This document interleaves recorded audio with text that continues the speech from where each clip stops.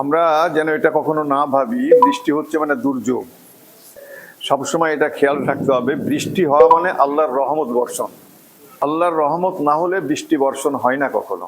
কিয়ামতের মাঠে আল্লাহ পাক কাউকে জিজ্ঞেস করবেন না যে তোমার কয়টা বাড়ি ছিল, তোমার কয়টা গাড়ি ছিল, তুমি ডাক্তারি পড়েছিলে কিনা, তুমি ইঞ্জিনিয়ারিং পড়েছিলে কিনা, এসব কথাবার্তা একটাও কিয়ামতের মাঠে জিজ্ঞেস করা হবে না। শুধু এইটুকুই আল্লাহ পাক জিজ্ঞেস করবেন যে আমি তোমাকে দুনিয়াতে পাঠিয়েছিলাম যে কাজকর্ম করার জন্য, হয়তো তোমার মনে থাকবে না, তাই আমি বিধান বুক অর্থাৎ কোরআন নাজিল করেছিলাম, আমি নবী পাঠিয়েছিলাম, তার ব্যাখ্যা করে হাদিস করে রেখে এসেছিল, সেইগুলোকে পড়ে নিয়ে তুমি আমাকে পাওয়ার জন্য, জান্নাত লাভের জন্য তুমি কতটুকু ইবাদত করেছো, এইটুকুই জিজ্ঞেস করা হবে। কিয়ামত আমাদের কাছে খুব একটা দূরে নাই, কিয়ামত প্রায় সামনে এসে গেছে। যে যতগুলো আলামত আছে তার মধ্যে সব আলামতই এসে গেছে, বড় বড় 10টা আলামত আছে, সেইগুলো বাকি আছে, আর মাঝারি আলামত মাত্র কয়েকটা বাকি আছে।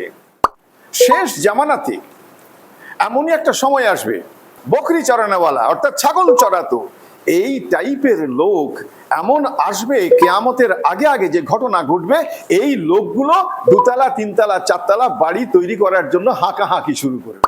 বড় আলামত যেমন সূর্য পশ্চিম দিকে উঠবে, অর্ধ আকাশ অব্দি এসে আবার ফিরে যাবে, একটা অগ্নিস্ফুলিঙ্গ ছুটতে ছুটতে আসবে, সবাইকে তাড়িয়ে হাঁকিয়ে নিয়ে যাবে, ইমাম মাহদি আসবেন, দাজ্জাল খতম হবে, ইত্যাদি ইত্যাদি, এগুলো সব আছে আর কি। আসসালামু আলাইকুম।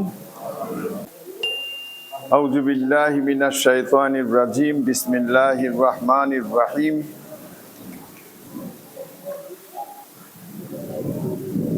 সুবহানাকা লা ইলমা লানা ইল্লা মা আল্লামতানা ইন্নাকা আনতাল আলিমুল হাকিম। বিসমিল্লাহির রহমানির রহিম। রব্বি ইশরাহ লি সাদরি ওয়া ইয়াসসির লি আমরি ওয়াহলুল উকদাতাম মিন লিসানি ইয়াফকাহু কাওলি। আলহামদুলিল্লাহি কাফা ওয়া সালামুন আলা ইবাদিহিল্লাযিনা ইসতাফা ফা আম্মা বাদ।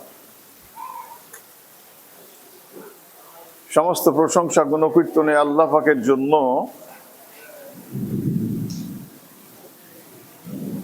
যে আজকে এই মেঘাচ্ছন্ন আকাশের মধ্যেই আমরা যেন এটা কখনো না ভাবি বৃষ্টি হচ্ছে মানে দুর্যোগ। সবসময় এটা খেয়াল রাখতে হবে, বৃষ্টি হওয়া মানে আল্লাহর রহমত বর্ষণ। আল্লাহর রহমত না হলে বৃষ্টি বর্ষণ হয় না কখনো, এটা জেনে রাখতে হবে। তো এরই মধ্যেই আমরা আল্লাহর ঘরে এসে পৌঁছতে পেরেছি। আল্লাহ পাক আমাদের আনিয়েছেন, তৌফিক দিয়েছেন। জুমার মসজিদ, সাপ্তাহিক ঈদের দিন। আজকের এই জুমার মজলিসে যে কাজ, সেটা হচ্ছে এই কথাগুলো শোনা, 2 রাকাত নামাজ পড়ে রিজিকের সন্ধানে বের হওয়া। এই কাজটি করার জন্য আল্লাহ পাক আমাদের তৌফিক দিয়েছেন। আমরা সে কারণে প্রাণ ভরে আল্লাহর প্রশংসা করি, বলি আলহামদুলিল্লাহ। তাজেদারে মদিনা দুলালে আমিনা সাইয়্যিদুল আউয়ালিন ওয়াল আখিরিন ইমামুল আম্বিয়া হযরতে মুহাম্মদ সাল্লাল্লাহু আলাইহি ওয়াসাল্লাম, তাকে আমাদের মাঝে পাঠিয়ে আলো অন্ধকার শিখিয়েছেন, দুনিয়া আখিরাত শিখিয়েছেন, জান্নাত জাহান্নাম বুঝিয়েছেন, কোন আমলের দ্বারাই জান্নাত যাওয়া যায়, কোন আমলের দ্বারাতে জাহান্নামে চলে যাওয়া যায়, এগুলো হাতে কলমে শিখিয়ে দিয়ে গেছেন। আর যিনি হবেন আমাদের জন্য আল্লাহ পাকের মনোনীত সুপারিশকারী, সেই মুহাম্মাদুর রাসূলুল্লাহ সাল্লাল্লাহু আলাইহি ওয়াসাল্লামের শানে হাজারো হাজার কোটি কোটি দরুদ শান্তির ধারা বর্ষিত হোক, বলি আল্লাহুম্মা আমিন। আমরা সূরা বাকারার 208 আয়াত নাম্বার আর কি তর্জমা করতে গিয়ে এক হাদিস নিয়ে পড়েছিলাম একটা। কি ছিল সেটা? ইয়া আইয়ুহাল্লাযীনা আমানু দুখুলু ফিস সিলমি কাফা ওয়া লা তাত্তাবিউ খুতুওয়াতিশ শাইতান ইন্নাহু লাকুম আদুউম মুবিন। এইটা নিয়ে আলোচনা করতে গিয়ে খুব মূল্যবান আলোচনা, যেটা হাদিসে জিবরিল আলাইহিসসালাতু ওয়াসসালাম, এইটা নিয়ে আলোচনা করছিলাম। এবং এটা এই যে হাদিসে জিবরিল একটা মানুষ তাকে মুসলমানত্ব অর্জন করার জন্য, পাক্কা মুসলমান হওয়ার জন্য যে শিক্ষা আল্লাহ পাকের তরফ থেকে, আল্লাহ পাক হযরতে জিবরিল আমিন আলাইহিস সালামকে পাঠিয়ে সাহাবায়ে কেরামদের মধ্যে আল্লাহ নবী সাল্লাল্লাহু আলাইহি ওয়াসাল্লামের কথোপকথনে একদম পূর্ণাঙ্গভাবে শিক্ষা দিয়ে গেছেন। এই হাদিসটাই যদি সব মেনে চলতে পারে, শিক্ষা গ্রহণ করতে পারে, যে শিক্ষা গ্রহণ করবে সে পাক্কা মুসলমান হয়ে যাবে। আর যদি পাক্কা মুসলমান হতে পারে, তার রেজাল্ট কি? তার রেজাল্ট হচ্ছে জান্নাতে চলে যাবে। তাই এটা নিয়ে বলছিলাম, কালকে 4টে পয়েন্টের মধ্যে গত সপ্তাহে 2টো পয়েন্ট হতে হতেই সময় শেষ হয়ে গিয়েছিল। আজকে 3 নম্বর পয়েন্টে আসি। প্রথম নম্বর পয়েন্ট কি ছিল এটা একটু স্মরণ করিয়ে নিই। প্রথম নম্বর পয়েন্ট ছিল ইসলাম কি। সে ইসলাম কি সেটা বলে দেওয়া হয়েছে। তারপরের প্রশ্ন ছিল ঈমান কি।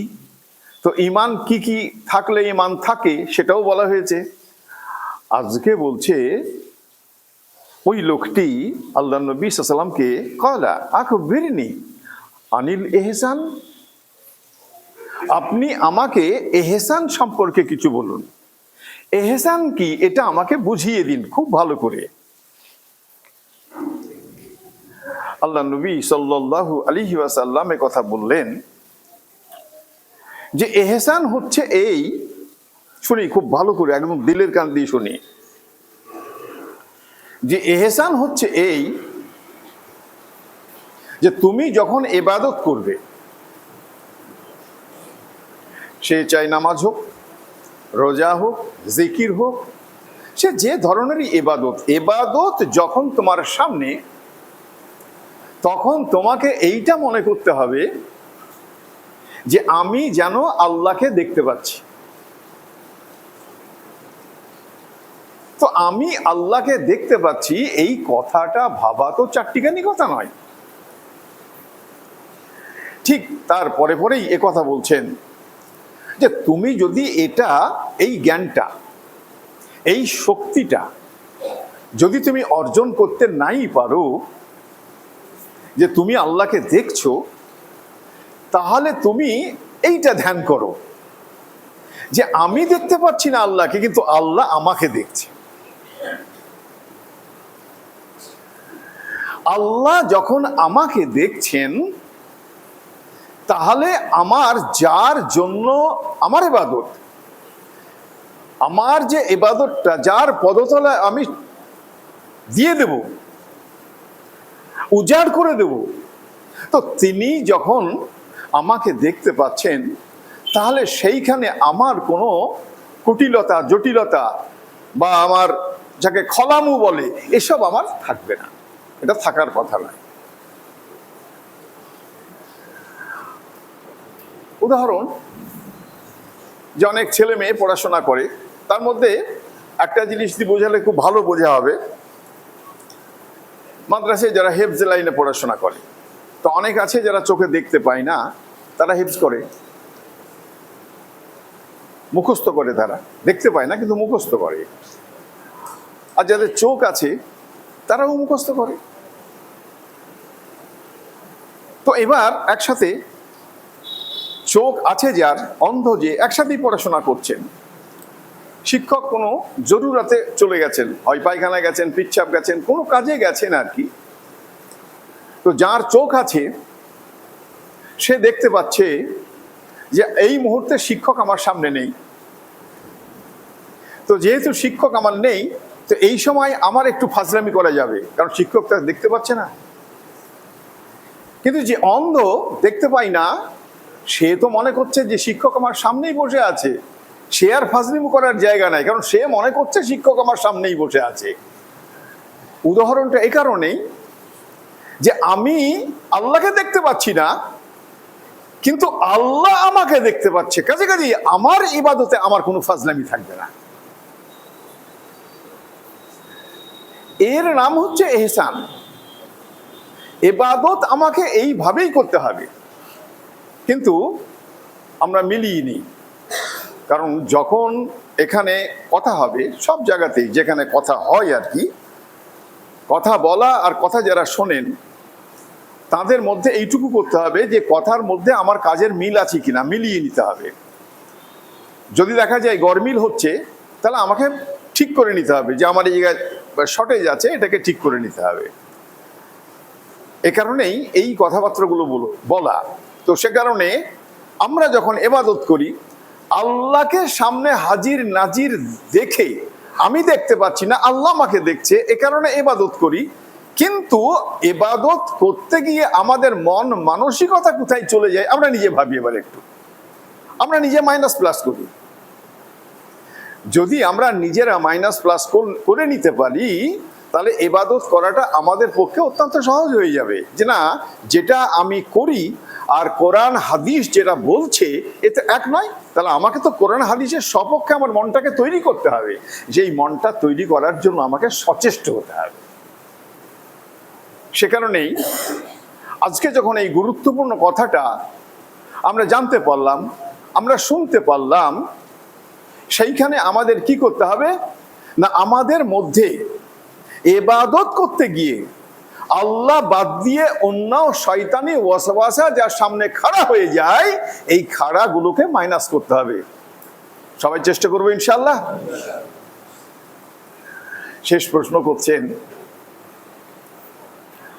ওই লোকটি যে এবার আমাকে বলে দিন, ক্বালা আখবিরনি আনিস সাইয়্যাহ, অর্থাৎ কিয়ামত কবে হবে আপনি এইটা আমাকে বলে দিন।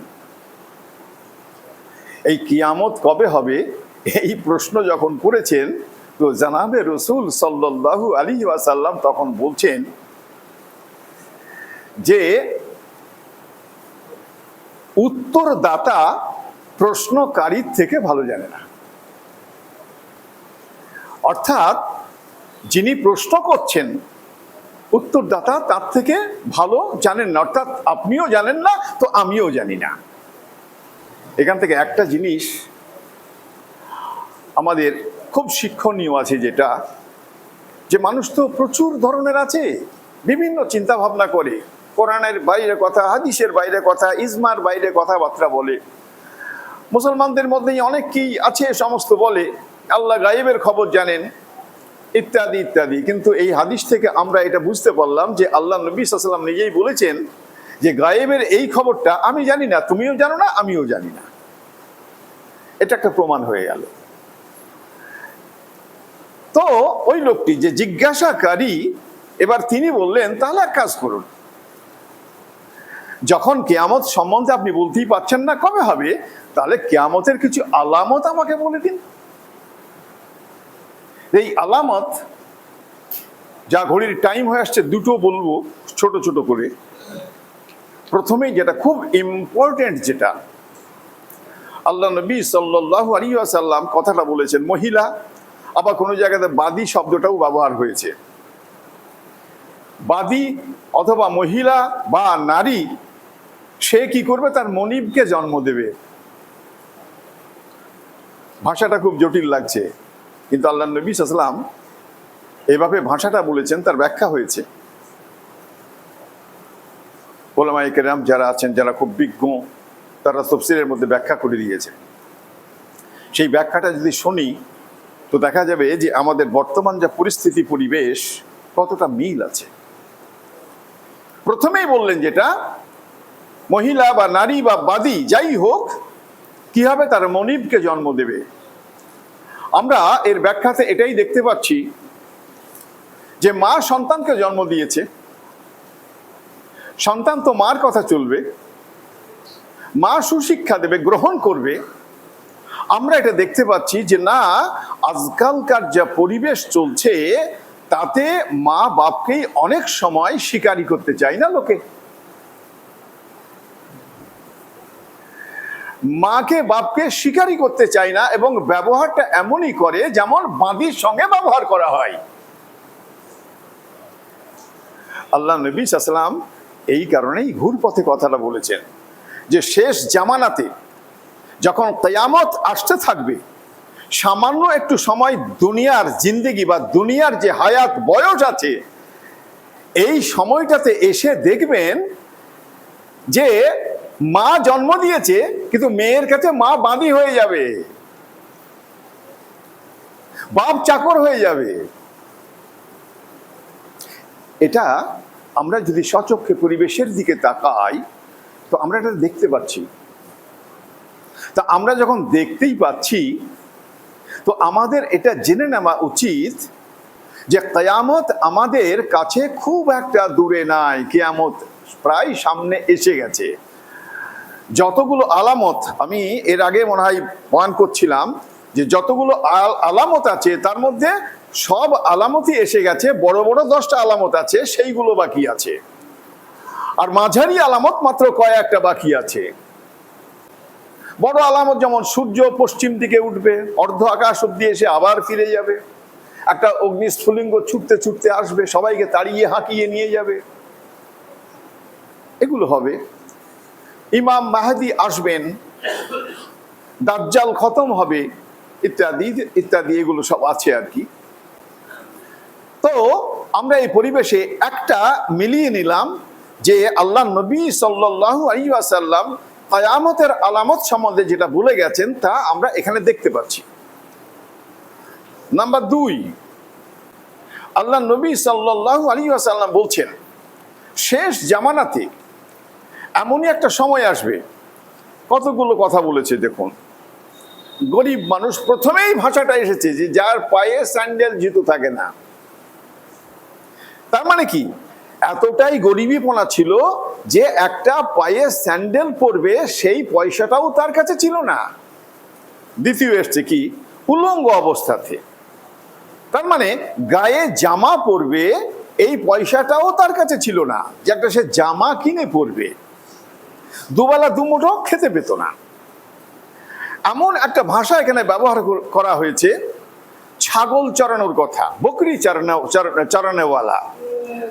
তার মানে কি, উট চড়ালেও হতো, গরু চড়ালেও হতো, এগুলোকে না বলে একদম নিচে তলা বকরি চড়ানোওয়ালা অর্থাৎ ছাগল চড়াতো, এই টাইপের লোক এমন আসবে কিয়ামতের আগে আগে যে ঘটনা ঘটবে, এই লোকগুলো 2 তলা 3 তলা 4 তলা বাড়ি তৈরি করার জন্য হাঁকাহাঁকি শুরু করবে। যে একদিন খেতে পেত না, যে একদিন পড়তে পেত না, সেই লোকটি প্রতিযোগিতা শুরু করে দেবে যে কে কতটুকু বিল্ডিং ফাঁদাতে পারে। অথচ কিয়ামতের মাঠে আল্লাহ পাক কাউকে জিজ্ঞেস করবেন না যে তোমার কয়টা বাড়ি ছিল, তোমার কয়টা গাড়ি ছিল, তুমি ডাক্তারি পড়েছিলে কিনা, তুমি ইঞ্জিনিয়ারিং পড়েছিলে কিনা, এসব কথাবার্তা একটাও কিয়ামতের মাঠে জিজ্ঞেস করা হবে না। শুধু এইটুকুই আল্লাহ পাক জিজ্ঞেস করবেন যে আমি তোমাকে দুনিয়াতে পাঠিয়েছিলাম যে কাজকর্ম করার জন্য, হয়তো তোমার মনে থাকবে না, তাই আমি বিধান বুক অর্থাৎ কোরআন নাজিল করেছিলাম, আমি নবী পাঠিয়েছিলাম, তার ব্যাখ্যা করে হাদিস করে রেখে এসেছিল, সেইগুলোকে পড়ে নিয়ে তুমি আমাকে পাওয়ার জন্য, জান্নাত লাভের জন্য তুমি কতটুকু ইবাদত করেছো, এইটুকুই জিজ্ঞেস করা হবে। এইটুকুই জিজ্ঞেস করা হবে, এর বেশি কোনো কথা জিজ্ঞেস করা হবে না। আমরা এই হাদিসে জিবরিল থেকে আমরা এটা জানতে পারলাম 4টে জিনিস। কিয়ামত বলতে পারেনি, তাই একটা বেড়ে 5টা হয়েছে, কিয়ামতের আলামত এসেছে। আমরা খুব এতই গুরুত্বপূর্ণ, এতই দামি এই হাদিস, এর নামই দেওয়া হয়েছে হাদিসে জিবরিল। কেন? আল্লাহ পাক নিজে তার ফেরেশতাকে ঠিক করে সাহাবাদের সামনে আল্লাহ নবীর সঙ্গে প্রশ্ন করাকরি করে সমস্ত কথা জানিয়ে দিলেন। আল্লাহ যখন স্বয়ং তার বান্দাদেরকে শিক্ষা গ্রহণ করার জন্য ফেরেশতা পাঠিয়ে দিচ্ছেন, তাহলে আমাদের মধ্যে এই শিক্ষাটা অর্জন করা কতটা জরুরি খুব ভালো করে ভাবি।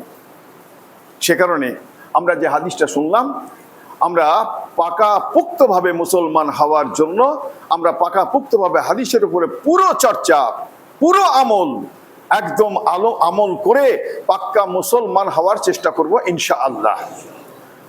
আজকে রবিউল আউয়াল মাসের 9 তারিখ, এমন সুন্দর মিলে গেছে।